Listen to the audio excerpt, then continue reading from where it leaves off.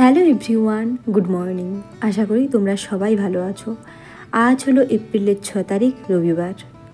সকাল সকাল রান্না চাপিয়ে দিয়েছি। আজকে রান্না করছি ডাল আর করছি সয়াবিনের মাখা মাখা। ডালটা তো হয়ে গেছে, এখন সয়াবিনটা করব। বাড়িতে কোনো সবজি নেই, তাই সয়াবিন হচ্ছে। আর এই সয়াবিনটাও ছিল না, ও আবার নিচের দোকান থেকে নিয়ে এসেছে। সবজি নিয়ে আসতো, কিন্তু সকালে সবজি দোকান খোলে না, এই জন্য সয়াবিন নিয়ে চলে আসছে। আর আমি এখন সয়াবিনগুলো ছোটো ছোটো টুকরো করছি, আসলে খুব বড় বড়। কাল রাতে 2টো রুটি বেশি হয়েছিল, খেতে পারিনি, তাই সেটাই এখন কড়াতে তেল দিয়ে পরোটার মতো ভেজে নিচ্ছি। আজকে আমি একটু চালটাও অল্প নিয়েছি, আসলে এই 2টো রুটি রয়েছে। কোনো জিনিস না সহজে ফেলতে পারি না, সব কিছু টাকা দিয়ে কিনতে হয়। তো জানো তো, রুটিটা ভাজার আগে পুরো শক্ত পাঁপড়ের মতো হয়েছিল। যা তেল দিয়ে ভেজেছি খুব সুন্দর নরম হয়ে গেছে। তো যাই হোক, আমি এখন কড়াতে তেল আর নুন দিয়ে সয়াবিনটা ভেজে নিয়েছি, আর এখন আমি আলুগুলো ভাজতে দিচ্ছি। আর ওদিকে তো তোমরা দেখলে ভাতটা আমার হয়ে গেছে আর ডালটাও হয়ে গেছে। তো যাই হোক, এখন আমার রান্নাবান্না কমপ্লিট হয়ে গেছে। ডাল করেছি, সয়াবিনের মশলা করেছি, আর ডিম সেদ্ধ করে একটু ভেজে নিয়েছি। আর হচ্ছে যে ওই যে এটাকে পাঁপড় বলবো না পরোটা বলবো না রুটি বলবো জানি না, কিছু একটা হয়ে গেছে আর কি। খাওয়া দাওয়া কমপ্লিট। খাওয়া দাওয়ার পরে এখন লেগেছি এই জায়গাটা পরিষ্কার করতে। আজকে রুম মালিক আসবে। ওই যে অনেক দিন আগে বলেছিলাম না, বেসিনের একটা সাইড ফুটো হয়ে গেছে, জল পড়ে একটু একটু করে, সেটাই আজকে সারাতে আসবে। কি জানো তো, অনেক দিন আগে রুম মালিককে আমরা বলেছিলাম যে এখানটা সারানোর কথা। উনি বলেছিলেন শনিবারের দিক করে যেন আমরা একটু মনে করিয়ে দিই, কিন্তু শনিবার দিন না ও দেখা করতে পারেনি, কারণ ওর ডিউটি ছিল আর কি। তাই রবিবার দিন গিয়ে দেখা করতে গিয়েছিল, কিন্তু তখন আর রুম মালিক বাড়িতে ছিল না, এই জন্য না কাজটা আর করানোই হয়নি, পড়েই ছিল। তার উপর আমরা আবার ভেবেছিলাম আমার মিস্টার যখন রুমে থাকবে তখনই আমরা ঘর মালিককে ডেকে নিয়ে আসবো, যেহেতু ওর এখন নাইটে ডিউটি চলছে আবার, এই জন্য সুযোগ পেয়েছি। কালকে তো শনিবার ছিল, ও বলতে গেছিল, তাই উনি তখন বললেন যে রবিবারের দিক করে, মানে আজকে যেন আমরা একটু মনে করিয়ে দিই 10:30টার সময়। তো ও গেছিলো আর কি খাওয়া দাওয়ার পরে রুম মালিককে বলতে কাজটা করানোর কথা। তো রুম মালিক ওকে বললো থোড়ি দের মে আতিও। এই জন্য ওখানে যা জিনিসপত্র ছিল সব কিছু আমি সরিয়ে ভালো করে মুছে নিয়েছি। আর রুমটা একটু এলোমেলো হয়েছিল, যেহেতু রুম মালিক 2 বছর পর তার এই রুমে আবার ঢুকছে, কেমন রয়েছে কি না রয়েছে এই জন্য আমি একটু পরিষ্কার করে নিয়েছি। রুমটাকে না আমি সবসময় পরিষ্কারই রাখি। আসলে ছোট রুম তো, যতই আমি জিনিসপত্র গুছিয়ে রাখি না কেন সব কিছু একটু এলোমেলো দেখায়। আর এই দেখো, ওইখানে সব জিনিসপত্রগুলো এইদিকে সরিয়ে রেখেছি। আর দেখো, এখন বাজে দুপুর 2:30, কিন্তু রুম মালিকের ওই থোড়িদের মে আতিও ব্যাপারটা এখনও হয়নি আর কি, মানে উনি এখনও আসেনি। আর এই যে কালকে একটা কানের পরেছিলাম, আজকে আবার একটা আলাদা পরেছি, কারণ দেখো ওই যে কানের যে ওই স্টোনের মতোটা রয়েছে না, ওটা খুলে গেছে আর কি। আর এই কানেরটা আমি কবে কিনেছিলাম জানো তো, যখন আমি ফার্স্ট ইয়ারে পড়ি, এই জন্য তোমাদেরকে দেখাচ্ছি আর কি। আর এই দেখো, এখন বাজে 4টে মতো। খুব বিরক্ত লাগছিল যে আজকে আমরা ওইখানটা পরিষ্কার করলাম, কিন্তু উনি এখনও আসছেননি। তারপর কিছুক্ষণ পরে দরজাতে খুব জোরে আওয়াজ হয়েছে, আর এটা আমরা বুঝতে পেরে গেছিলাম যে রুম মালিক এসেছে। আসলে ওনার যখন কারোর সাথে কোনো প্রয়োজন হয় তখন এত জোরে আওয়াজ করে, এই জন্য আমরা বুঝতে পেরে যাই যে ওটা রুম মালিক এসেছে। তো যাই হোক, আমার মিস্টার এখন ওনার পাশে দাঁড়িয়ে রয়েছে, মানে সাহায্য করছে, কিছুই সাহায্য নয়, সাথে একটু দাঁড়িয়ে রয়েছে আর কি।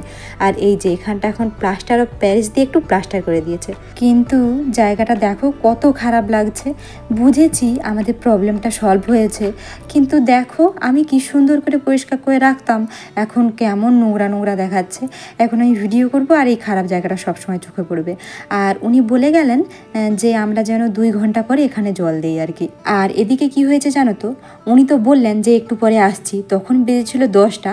তো আমার মিস্টার বলল একটু পরে যখন আসছে তো কাজগুলো হয়ে যাক, তারপর আমি ঘুমোবো। কিন্তু উনি তো আর এলেন না, এলেন সেই 4টের সময়। আমার মিস্টার ভালো করে ঘুম হয়নি। উনি যদি বলতেন যে বিকেলে যাব, তাহলে ও ঘুমিয়ে যেত, ওর আবার রাত্রে ডিউটি। ভালো করে ঘুম হয়নি, রাত্রে ডিউটি রয়েছে, ওর আবার অসুবিধা হবে। তো যাই হোক, এখন বাজে 4:30, 5টা মতো। আমি একটু ওর জন্য ম্যাগি করব। আর এখানটায় দেখো এই টাইমটাতে এত রোদ লাগে যে তাকানোই যায় না, এতটা রোদ লাগে। আর শুধু এখন নয়, পুরো টাইমটা দেখবে আমি যখন ভিডিও করি এতটা রোদ লাগে যে ভালো করে ভিডিও পর্যন্ত করা যায় না। আর আমি তো এখানে রান্না করলে দাঁড়িয়ে রান্না করতে পারি না, এত চোখে রোদ লাগে। তো আমি এখন ওর জন্য একটু ম্যাগি করছি। আমি একটু প্রথমে জল দিয়ে দিয়েছি আর তার মধ্যে ম্যাগিগুলো দিয়ে দিচ্ছি, মানে ওই জলটা ওই ম্যাগির মধ্যে একদম শুকিয়ে যাবে আর কি। আমি সেরকম পরিমাণ মতো একটু জলটা দিয়েছি। আর আমি খাবো মুড়ি, তাই মুড়িটা বেড়ে নিচ্ছি। আর ওই দিকে আমি তাকিয়েই না মুড়ির ডিবাটা খুলছিলাম, ভাবছিলাম কখন উতরাবে আর কি। তো দেখছি না সঙ্গে সঙ্গে ওই ঢাকনা দিয়ে পুরো ফেনা বেরিয়ে পুরো গ্যাসটা নোংরা করে ফেলেছে। আর আমি এখন আমার জন্য অল্প করে মুড়ি বেড়ে নিচ্ছি। আর জানো তো এদিকে এতটা গরম পড়েছে, মানে ওই 42-43 ডিগ্রি তাপমাত্রা। ও আবার অনেক দিন থেকে হাটে যায়নি গরমের জন্য, যা টুকটাক সবজি সব আমরা ওই নিচের দোকান থেকেই কিনতাম। হাটে যায়নি, মানে আলু পেঁয়াজ টাটকা সবজি আর শসা গাজর এইসব কিছুই কেনা হয়নি। আর আমি যেই ছোলা খাই সেটা হাট থেকেই কেনা হয়, সেটাও কেনা হয়নি। আর আমার মুড়ি খাওয়ার জন্য কিছুই নেই। তো যাই হোক, ওর জন্য আমি এখন ম্যাগিটা করে দিয়েছি আর ম্যাগির মধ্যে ওই ম্যাগি মশলাটা দিয়ে দিয়েছি। আর আমি খাবো মুড়ি আর ও খাবে আর কি ম্যাগি। আমি মুড়ি কি দিয়ে খাচ্ছি জানতো, একটা গোটা পেঁয়াজ দিয়ে, গোটা নয় অর্ধেক পেঁয়াজ দিয়ে খাচ্ছি।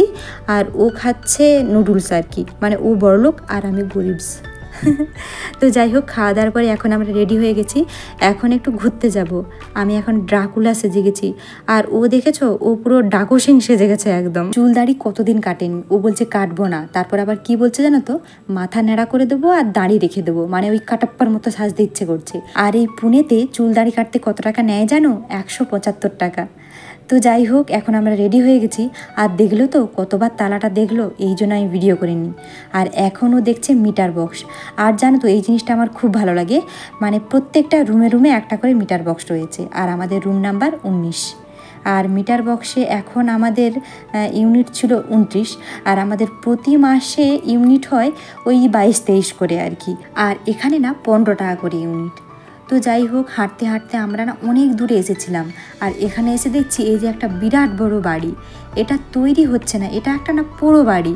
আর দেখো বাড়িটা দেখে মনে হচ্ছে না এটা কোনো থাকার বাড়ি বলে, কি জানি কেন তৈরি হয়েছিল। আমি ওকে বলছি ফোনটা একটু দাও, আমি একটু ভিডিও করি। বাড়িটা দেখে মনে হচ্ছিল এক্ষুনি ওই জানলা থেকে একটা ভূত বেরিয়ে এসে আমাদের ঘাড়ে লাফিয়ে পড়বে। দেখো কত বড়, মানে কারখানা না কি জানি। যাই হোক, তো এখন আমরা ফিরছি। আর ও বলছে বাতাসে আমার স্টাইলটাই নষ্ট হয়ে গেল, যেমন ঘর থেকে বেরিয়েছিলাম তেমন আর নেই। আর এখন আমরা চলে আসছি সবজি দোকানে। আর এই ডাঁটাগুলোকে দেখে মনে হচ্ছে এক একটা বাঁশ, এত মোটা মোটা। আর এখন ওই যে সবজি দোকানে ও দাঁড়িয়ে রয়েছে, কি সবজি নেবে বুঝতে পারছে না, কারণ দেখে মনে হচ্ছে না সব সবজি শুকনো। আর এই কিছুমাত্র সবজি রয়েছে, এর বেশি আর নেই, কী নেব বুঝতে পারছিলাম না। তবু ওর মধ্যে থেকে কিছু সবজি নিয়ে আমরা রুমে চলে আসছি। আর আমি এখন এসে রুমে ঝাঁট দিয়ে দিচ্ছিলাম। আর এত দূর হেঁটেছি, খুব হাতের যন্ত্রণা করছিল, গরম লাগছিল। আমাকে আবার ড্রেস চেঞ্জ করে ধূপ দিতে হবে, তাই ওকে বললাম তুমি আজকে ধূপটা দিয়ে দাও। তো যাই হোক, ও আমার একটু হেল্প করে দিল। আর এখন আমি জিনিসপত্রগুলো সাজিয়ে রেখে দিচ্ছি, মানে এখানটা তো শুকিয়ে গেছে একদম। আর আমি জল দিয়ে দিয়েছি। আর এখন একটা একটা করে জিনিসপত্র গুছিয়ে নিচ্ছি। আর এগুলো কি জানো, সব বাসন। 2 জন মানুষ আর কত বাসনপত্র দেখো, মানে রাখার জায়গা নেই। তো যাই হোক, এখন আজকে আবার দেখো এই কুকারটা বের করেছি। কুকারটা খারাপ হয়ে গেছে, কি খারাপ হয়েছে বুঝতে পারছি না, কিন্তু আজকে আবার একবার দেখছি যদি কাজে লাগে আর কি। আর কি কি সবজি এনেছি দেখো, বেগুন এনেছি, কাঁচা লঙ্কা এনেছি, আর এই যে পালং শাক এনেছি, এটাই কিনেছিলাম। আর রাতে করেছি রুটি আর ছোলার ডাল। ছোলার ডালটা কুকারে সেদ্ধ করেছিলাম, কিন্তু সেদ্ধ হতে অনেকটা সময় লেগেছে, ভালো করে হয়নি, বাষ্প বেরিয়ে যাচ্ছিল। তো যাই হোক, আজকে বাই, আমার পাশে থেকো।